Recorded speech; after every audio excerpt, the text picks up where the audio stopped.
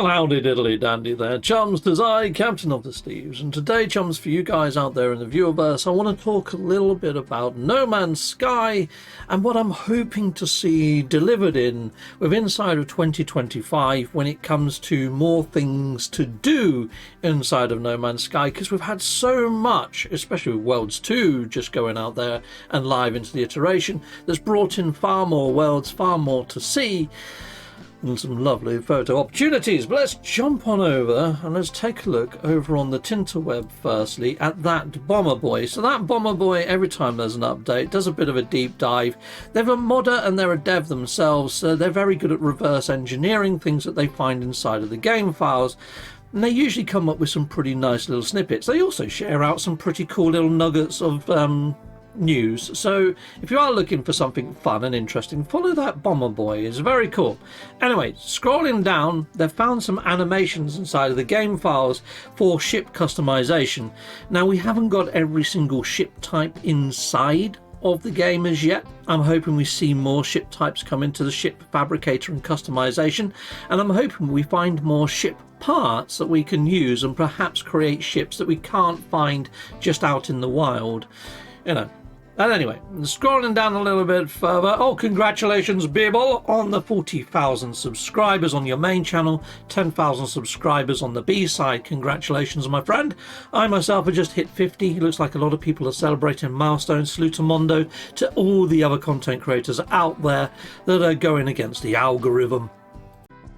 Okay, scrolling down a little bit further, I love all the water physics and things. And Martin Griffiths, thank you very much over at Hello Games for sharing a little bit more insight behind that curtain that is the veil that cloaks the dev work inside of Hello Games. It's nice to get this little window into what you guys do. It really is. So thank you very much for sharing.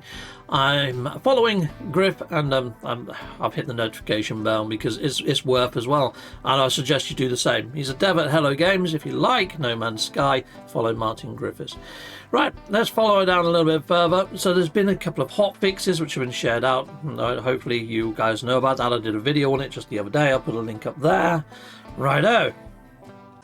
Okay, so this is what I wanted to get to. That Bomber Boy has shared out. I'm going to hit this up. This is going to take us over to his YouTube page, and this is a quick video that they've done around what looks to be, you can I don't know why it's not going into full screen mode. Sometimes it does this, but anyway, this has got me very intrigued. Basically, you can build, and once you've built, it attaches it to your ship. Very unusual. I mean, he takes off in a moment and all this goes with him. I'll just skip it on a little bit. He's just putting on a few extra bits. But he takes off in a moment. There we go. And all of that he's just built goes with the ship. Now, I don't see why Hello Games would ever want to implement this in the game. But I'm wondering whether they're going to make certain parts able to travel with your ship like this. So I'm thinking decals, I'm thinking maybe some additional aerials or placement of gun turrets maybe. I don't think it's going to be the full repertoire of a base, and as you can see there, it just despawned. So I think it's something they're playing with, but I don't think it's something that's been put into the game as yet. I'm hoping that they're going to be putting in the ability to add on our own decals where we like on the ships. I'm wondering whether they might even bring in some sort of racing type ship that we can personalise for doing, races, essentially. That's what I'm wondering anyway. Like ship races, not like in biological races. But anyway, scrolling down a little bit further, we've got this as well, that the actual timestamp for the cursed has been extended. I did a video on that the other day. It's actually inside of the on the patch notes. I also mentioned it there, I believe, in that video. I put a link up earlier. So yeah, it's not going to be until the 12th of February, which is Wednesday, February the 12th, around 10 AM. That's when the cursed expedition ends. I don't know when the Titan expedition is going to start, but hopefully that bomber boy, if you're following him, will probably put that out as soon as he sees it updated inside the server side. My guess, if I had to guess, will probably be on February the 12th, but around maybe 1 PM or maybe 2 PM UK time. That's just my guess. Okay, well, next up, I've been talking about things I would like to see come into the No Man's Sky verse that I would consider as endgame. Something to keep players coming back and playing over and over. And some of these aren't really endgame. These could just be enhancements that everybody could enjoy no matter where they are inside of the No Man's Sky story and iteration. But here we go. This is the list that I'm hoping to see come into 2025, or if not 2025, perhaps 2026. But stable multiplayer. I feel that is a must. For anything in this list to work, we need stable multiplayer. Real multiplayer missions. And so at the moment we've got missions like Rescue a Stranded Lifeform that as soon as one person picks up the piece of tech, it's kind of a jaunt at that stage, and everybody else is just mulling about, not doing all that much. I feel that we need proper missions where each of us are assigned a different task to do, and then we reconvene and come together, we've had pieces of the puzzle, and boom, it's done. Raids into the realm of glass, I feel that's strongly needed. And when I say raids, I'd like them to be almost procedurally built. You know, you get an item at the end, but I would like it to be different each raid that you do. Or if it is a procedural dungeon to go into to do this raid, perhaps it reconfigures itself and gets harder as your levels go up. And I kind of feel that the tech that we get from this needs to have some sort of loot pool, where that loot pool has loads of shaders, textures for customization options, but not only that, procedural weapon modules for multi-tools and ships and weapons. So you might pick up a new module that sends out, I don't know, sound waves or something that shatters all of the shields of the ships neighbouring you. Or you might get a weapon that fires out little boogers that sticks to shields and dissolves them slowly. All sorts of weird stuff that you can't buy from ship vendors inside of the realm of glass, otherworldly tech. But maybe these new modules, rather than having X-class or S-class modules, the modules that you get, they sort of evolve as you go deeper and deeper into the dungeon. Whether that's the modules you got installed just go up levels, they earn experience points as you travel, and that min-maxes your stats. As and when you go deeper into the realm of glass, they get updated.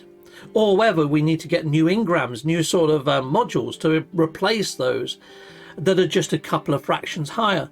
So although that you're going through this procedural dungeon, you've never maxed your weapons. It's always evolving. You get slightly stronger by fractions of a pointage, you know? So we're chasing numbers, essentially, just like any RPG does. But you stop when you feel you've got your weapons or your modules to the point that you're satisfied. Some of us may never be. So we just keep coming back to push those numbers that little bit higher. That's kind of what I'm thinking. Anyway, AI NPCs that give missions and dialogue. Now, on my phone, I have got Copilot, and it talks to me live. I've asked it to play act as being the Void Mother, but I could ask it to play act as being Nada or Polo or whatever, and ask them to give me missions daily. I'm working on a video right now, which hopefully I'll be putting live, and if it's already live, I'll put a link to it up there, but if not, make sure you've hit that bell and subscribed, and hopefully you're going to see me interacting with an AI version of the Void Mother, giving me a daily quest to do, and keeping me busy and entertained, as well as giving me loads of lore snippets around the Void Mother and the Realm of Glass and the Void itself and how it intertwines to the Atlas. Anyway, that video is coming soon, but I feel it could be possible. It could be possible if Halo Games could lift and shift some sort of AI mod into game. I've seen it done with games like Skyrim. Some of those videos are freaking hilarious. But anyway, procedural buildings and NPC bases. At the moment, the buildings seem very prefabricated. We do have settlements that are quite procedural, but I would love to see procedural buildings for the NPCs dotted about landscapes. I don't know how possible that is to do. I mean, we know that settlements can't carry over to the Nintendo Switch. I am hoping that they do something with settlements, do a complete overhaul of settlements For that reason, one, Switch can't use them, and two, when have you ever gone back to your settlement after you got it to its maximum standing? You're not really an overseer. It doesn't really give you anything that you choose or want. It hasn't actually got a proper player market. It's just got a market.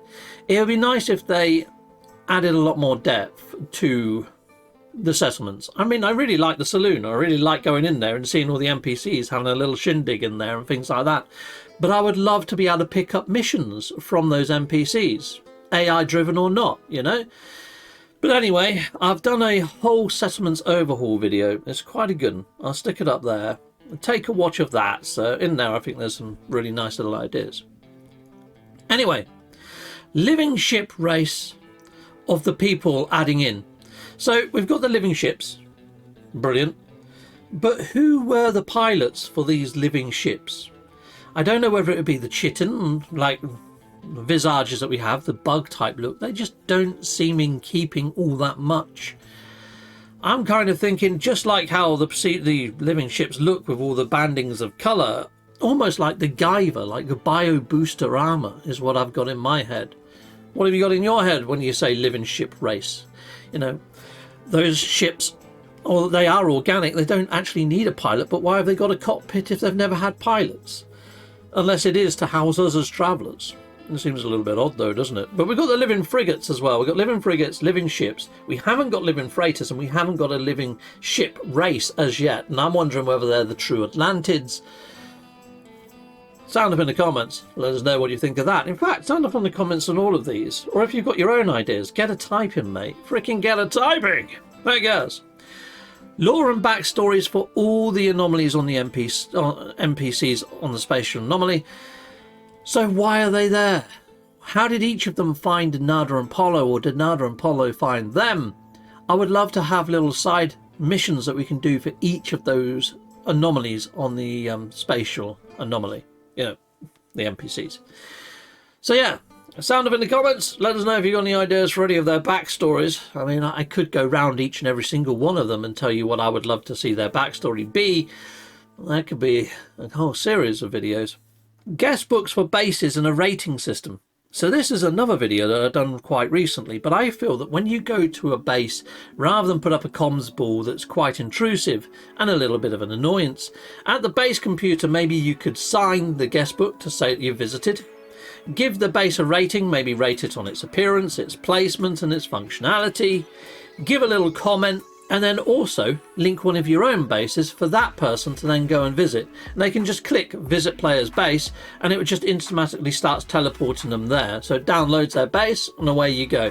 And then you can do the same. You can rate theirs and give your feedback, and then maybe give them another base to go visit of yours. Oh, you like this one? Well, if you liked my base last time, you might like this one. You know, it's an old one, but you know.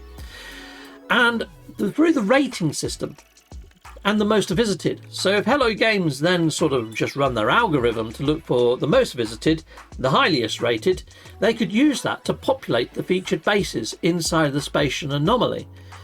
And those featured bases could recycle maybe every month to keep it quite fresh and quite interesting.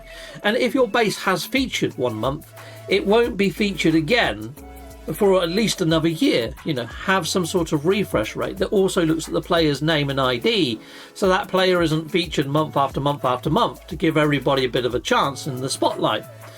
I think that could be an awesome idea, and it takes that away from Hello Games having to do that. I mean, let's face it, how often do they do that? It's kind of maybe once or twice a year, if that. It's just as and when they remember, I think. But anyway, I think featured bases and guest books work hand in hand. Player made and shared custom expeditions. We now have that new terminal inside of the spatial anomaly where we can hit on up an expedition and jump into it from our save. I was thinking, we have byte beats and they're all put together with modular notes and things like that. What if we had a modular mission builder where we could build our own expedition, and in the same way that you can share byte beats with other players in nearby vicinity, you can share these custom expeditions, send it over to a player. That player then can go over to that console, hit it up, and it says, right, this looks like it's very PvP orientated, or is very sort of intensive on combat. Do you want to jump into this? Are you ready for it? Yes, and boom, it loads you in and away you go. Don't like it, just exit out and back into the other save. You know? But maybe you're not allowed to run these custom expeditions when there's an actual expedition running, so it locks you out of them until, you know. Player treasure chests, we can put our loot in for others to find. I did a video on this one freaking ages ago. So we can find giant chests at relic sites that have got trinkets in. But what if we could have that own chest of our own, where we can bury it where we like and put in it what we like? So I could put in an egg of maybe a flying creature or something like that for players to go and dig it up and find a flying pet. And then I could make a base and I could put the portal, because we've got the glyphs with all the numbers in, I could put the location of where to go to find this chest on the planet and bury it there, and they can go and find it. I think that would add another depth to just visiting players' bases and going on little treasure hunts. I think that could bring a bit of longevity in. Pet battles, PvP minigame, Pokemon Stadium level. So we've got all these companions, and we actually train up these companions and play with the numbers and get them up to be in an S class in different stats and different areas to be more helpful.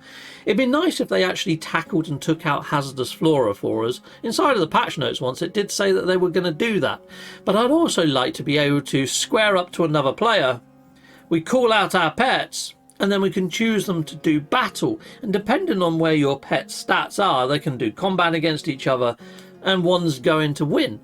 I mean, you might not win anything for doing it. You might just be, ha, I won. Maybe a little character can do a little emote. Wow, you know? It's just a little bit of extra additional fun. Just so people are comparing pets. I mean, I very rarely people summon their pets out. I very rarely see them ride their pets or do anything with them. It would just be nice, I think, as another level to owning pets. Ship racing against players and NPCs. So I would like to see ship racing come in where we can build our own sort of checkpoints and have our own sort of like finish line and set our own path where ships can go. But it would also be nice to actually challenge NPCs in the verse. You know, when you get the traders come in and they just want to sell you something. It'd be nice if there was an option in there to say initiate ship race, and it just makes a custom race marker inside of the space that you're in. Maybe takes you through an asteroid field and spawns in a couple of derelict freighters as debris and things to dodge around, and then puts a checkpoint in for you. I think that'd be quite nice, you know, because then at least you get to test out your pulse engines and all your upgrades for your ship if you have been going on speed rather than combat. Station ownership, hub registration. So we have had teas of these station overrides, and they haven't actually brought anything into the verses yet. But we also have the Galactus website, the Galactic Atlas website that Hello Games looks after. And a little bit like the featured bases, it's just as and when they do. I haven't seen them update the Galactic Atlas in ages. But I was thinking if we do have station ownership, we could also have hub registration. Maybe you actually pay physical cash for this as a thing. But you know, I'd pay £5 to reg my NMSA 905 hub for it to appear on the Galactic Atlas, to have an official page and an icon actually brought over into game that people then can put on their base. Or if, like we saw with that Bomber Boy, that we can put decals on ships. I'd love to put my NMSA logo on my own ship. I really would. That'd be freaking epic. So yeah, registration of a hub. And with that, perhaps we can actually choose what our shop at our station sells. So if you do come there, you could buy one of my flying pet eggs or something, you know, and maybe I could say, well, that's going to cost you 10 Quicksilver or whatever. So I'm actually making a currency that I can't get any other way and getting Quicksilver. So at least that £5 registration fee is something that, you know, and maybe it's a yearly upkeep, you know, who knows. But anyway, it could bring revenue to No Man's Sky, Hello Games. Right, anyway, player marketplace and trade systems, that ties into what I was just saying. If you have got your own station and you have registered your own hub and you've put that little mini like subscription there, perhaps then you get your own player market where you can put your own goods in and you can charge whether you want nanites, Quicksilver or units for those items. I mean, let's face it, we've all become quite rich in this game when it comes to all of those sort of currencies. So why not Why not let players put in there what they wish? It's like I've got the incinerator module inside of my multi-tool. Maybe I could duplicate that out into my actual player market. So if you come there, you can actually purchase that module, that bit of tech, get the incinerator for your own multi-tool. And maybe that costs 50 Quicksilver, you know? That'd be quite cool.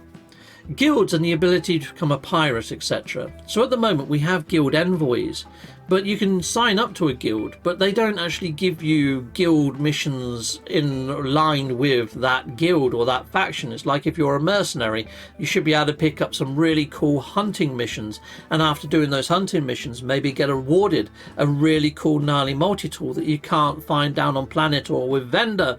Maybe something special that's guild related that cycles every season, and maybe every 4 months they cycle around. So if you did miss the first season, you've got to wait till next season for the following year to get it. So cycling out multi-tools, armor sets, capes, ship customizations for the ship customization unit, they could add all that inside of guilds and which faction you align yourself to. And maybe after you've assigned yourself to a faction, you're joined to that faction for the full season.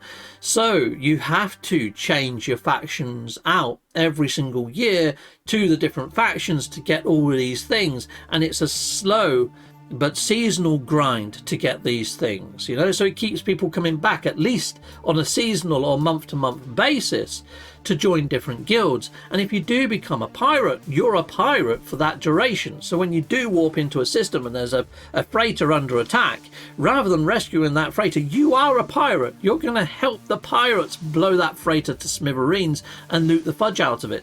And you're not going to lose points against the other factions. You're going to gain pirate faction points that you can then spend on your guild and maybe get yourself a really cool cape or a gnarly pirate multi-tool that looks like it's some sort of fish type thing, you know? I think that could work really quite nicely. Overhauls to settlements, which I mentioned earlier, add loads more depth to it. I gave a link to a video, please go watch that. So that's a lot of stuff that I just come up with off the top of my head. Now there are a lot more ideas, some really good ideas inside of these comments, and by the looks of things I haven't actually pinned one yet, but I really like this chap's idea of having base blueprints, so you can actually get a blueprint of your own base and you can rebuild it somewhere else if you just want to, you know, move it around. But not only that, it'd be nice if we could sell our own blueprints for bases inside of our own custom market, which I mentioned above, for say Quicksilver. So if somebody wants my R2D2 base or my Robot Dragon base or whatever, they could pick it up for, I know, 200 Quicksilver, and then they could go and build it. And they could build it, maybe there's a nanite cost or something to build it. You know, that would be pretty darn freaking awesome. So there's a lot of good ideas in here. And there are sort of people saying, you know, they've already built racetracks and all that sort of shenanigans. I scroll quite slowly, but you might want to come over here and take a read of some of these ideas, because there's some really, really cool ideas inside of this. Yeah, awesome ideas, people inside the Viewerverse. Oh, just got a new subscriber. Thermex X3 has just subscribed. Well, thank you there, Thermex. Very much appreciated. Thank you for joining. Well, subscribing. Yep. Lovely ideas there. There's a couple that you can expand if you want.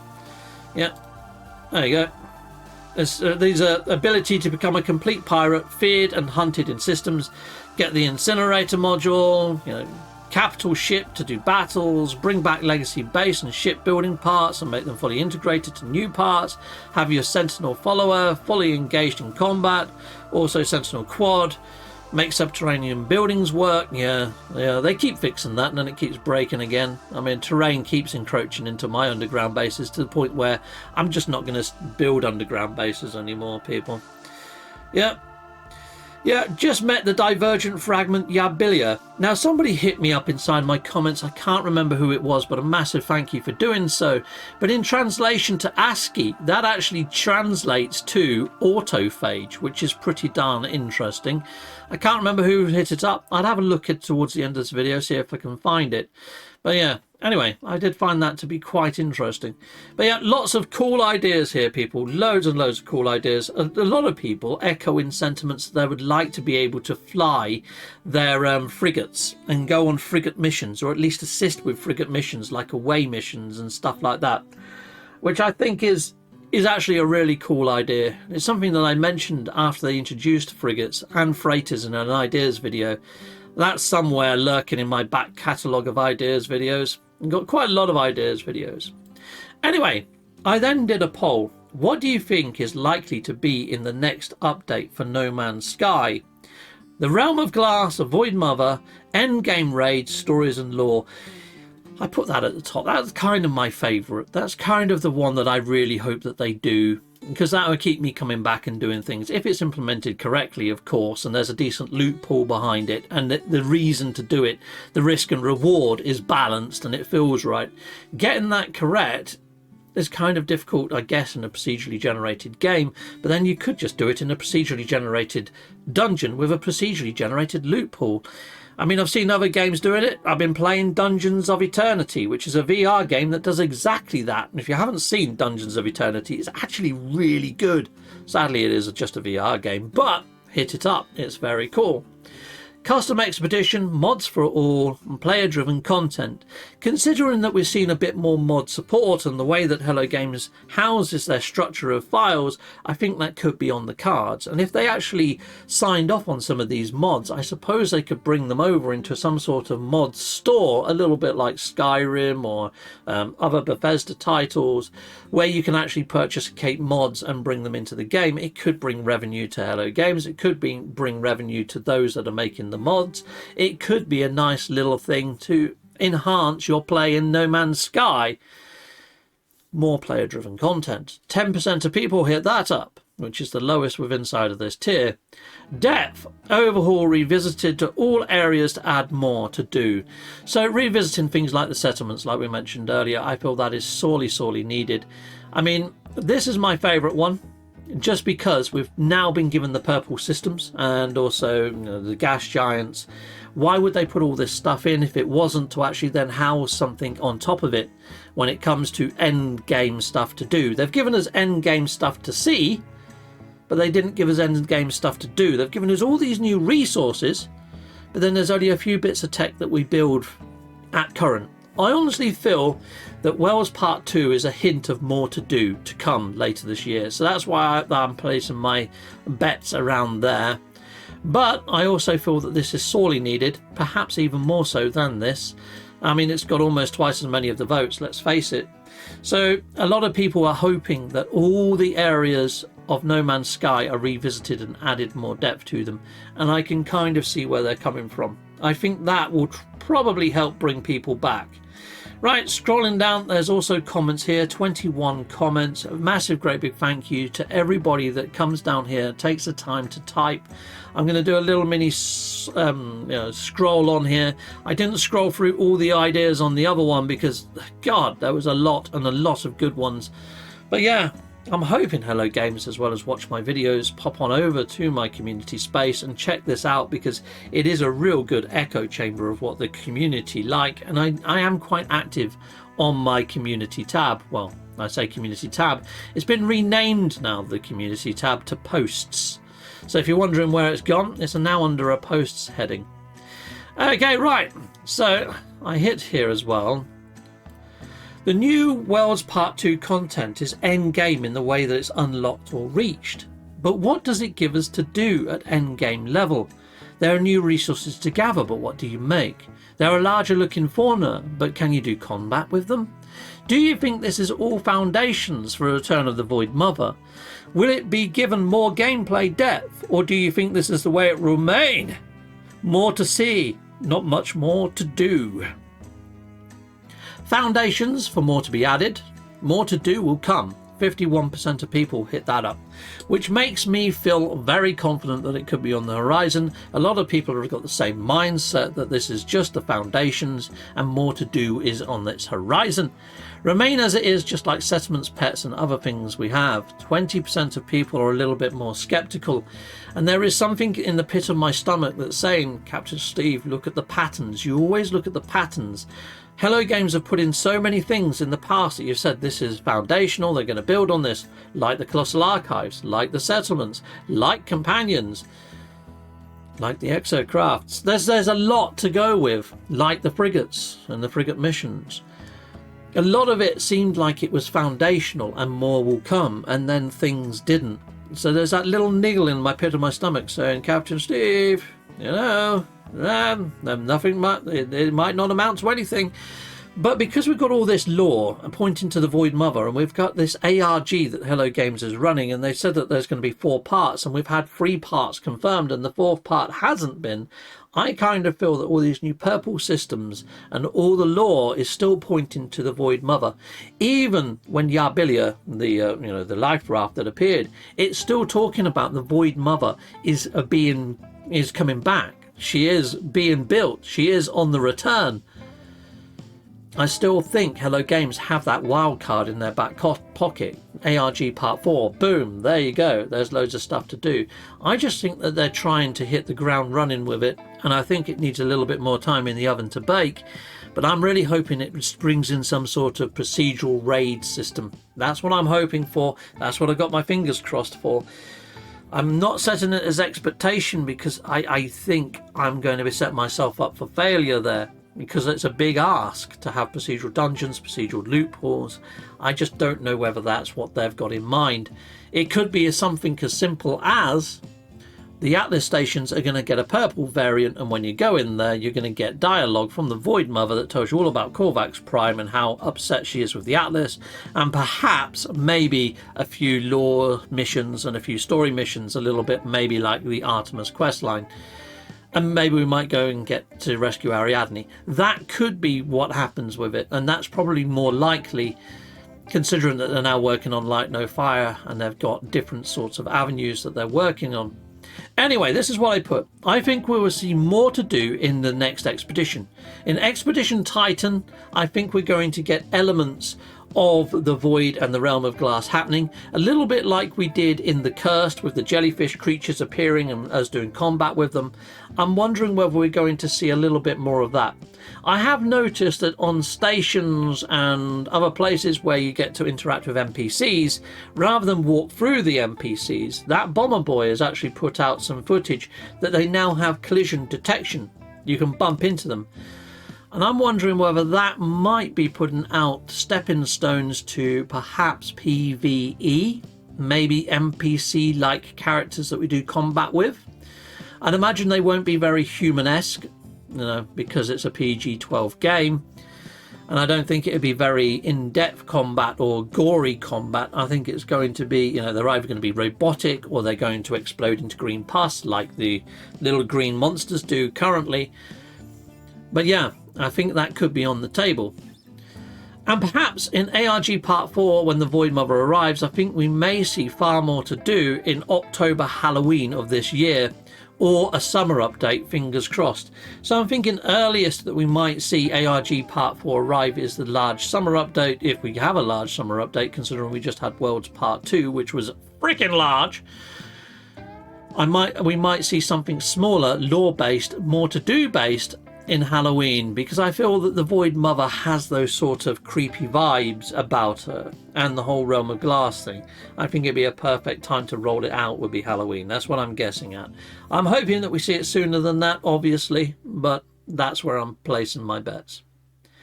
Okay, so there's a few people sounding off inside of here and saying what they're hoping to see happen, and talk of the Void Mother as well. I really want there to be a huge story development with the Void Mother. I'm just not getting my hopes up with how many nothing burgers we have been served at the end of most expeditions. There's so much build up and then absolutely nothing happens, which is what I was echoing with the little feeling in the pit of my stomach. If we go by patterns, which is what I usually base my speculation on, is patterns, I shouldn't be basing my expectations any higher than the patterns that we've seen in the past. But then we have seen things happen like Worlds Part 2, Worlds Part 1, Origins, the next update. We have seen updates that have shattered expectations, shattered my speculation, and gone a whole 9 yards above and beyond. But then we have seen other things happen where we see the trade and we're like, oh my god, this means this means that, and we've speculated and set our expectations too high, like with settlements. So yeah, it's nice to keep yourself humbled, keep yourself grounded, don't let your imagination run off too far, and just let the surprise happen when it happens, if it happens. And if it doesn't happen, there's ways and means that we can craft our own sort of mini objectives inside of the verse. I did mention that I'm working on an AI generated video soon where I run missions with the Void Mother. So there we go. Okay, it's almost like you get another reskin with absolutely zero substance yet again. The eternal NMSA coat.